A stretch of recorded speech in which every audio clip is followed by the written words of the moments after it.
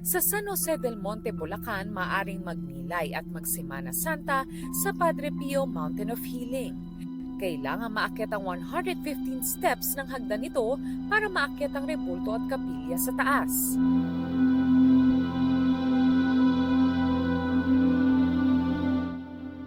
Naging tradisyon na raw ng mga pilgrims dito sa Padre Pio Mountain Healing na bumili ng 2 rosaryo. Yung isa ilalagay nila doon sa paanan ng rebulto ni Padre Pio at yung isa naman ay iuwi nila sa bahay. Habang paakyat, saglit kaming humihinto para manalangin sa Stations of the Cross. Kahit may mga edad na, hindi nila alintana ang init para sa kanilang pamamanata. Sa tuktok kung nasaan ang higanteng rebulto ni St. Padre Pio, nakamamangha ang kabundukan at lunti ang tanawin sa paligid. Sobrang saya. Sobrang saya talaga kasi parang nahil kami. Yung fulfillment na mararamdaman mo. Yes. God is good all the time. Si St. Padre Pio ay isang paring Italyano na kilala sa kanyang piety at charity.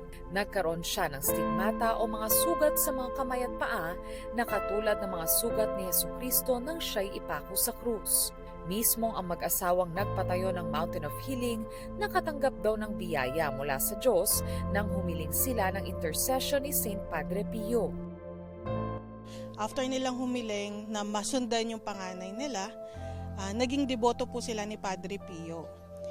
Doon naisipan nilang ipatayo ang imahe ni Padre Pio upang makilala dito sa lalawigan ng San Jose del Monte, Bulacan.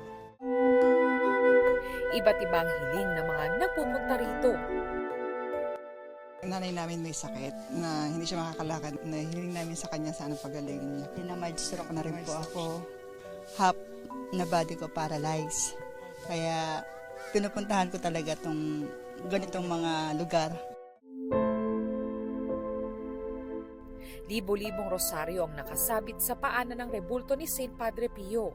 Sa kapilya sa tuktok, nakalagak ang third-class relic ni St. Padre Pio.